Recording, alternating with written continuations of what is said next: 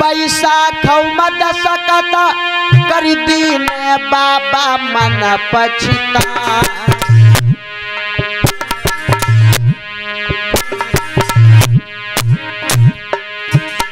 और प्राण पिता गाली झुके कहे छुए पाव झुके लागन पाव। और बाबा भी मत दुख पाए।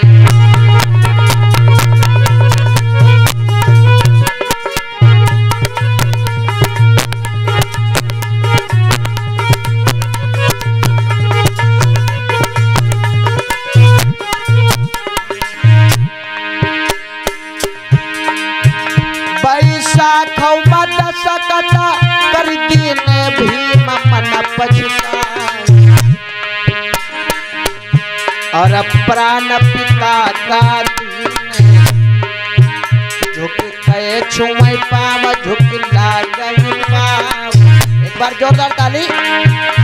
और बाबा भीम दुख पाए।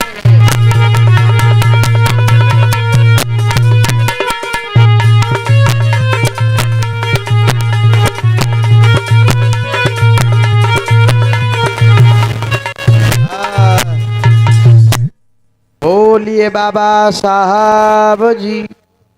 तो भैया जी के द्वारा 20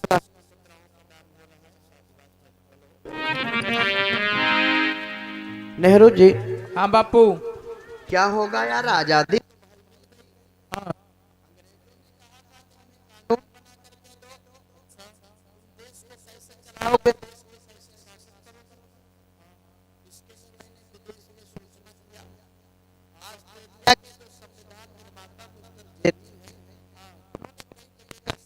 बनाया है। क्या था तुम्हारी बहन तो गई कहाँ। तो पहले तो उन्होंने कहा कि हम भारत का कानून बना के दे देंगे, फिर लेकिन बाद में उन्होंने मना कर दिया। अच्छा। हाँ, उन्होंने कहा कि भारत में अम्बेडकर से ज्यादा कोई विद्वान है नहीं। हाँ। अब अम्बेडकर के आगे हमारी भी चलने वाली नहीं है। अच्छा। तो अब क्या हो बापू। हाँ हाँ, हम सोच रहे हैं हाँ कि ये अब मेरे दिमाग में बात आ रही कि ना हो तो ये भार हम एक अछूत के कंधे पे रखें, अम्बेडकर को ही ये जिम्मेदारी सौंपे। बहुत अच्छी बात है। बहुत सही कह रहे हो बापू जी। चलो बात करते हैं। बात करो। देखो भीमराव अंबेडकर मेरे पापा। कहिए मिस्टर गांधी जी। गांधी जी ने कहा था, गांधी के प्राणों को बचाया था।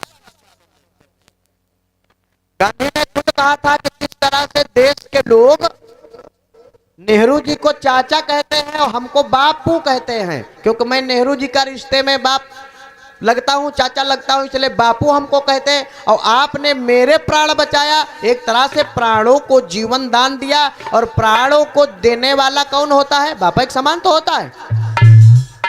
तो गांधी ने खुद कहा था, इसलिए नेहरू जी का बाप मैं हूं, आप हमारे बाप के समान हो, इसलिए देश के लोग आपको बाबा साहब कह करके पुकारेंगे।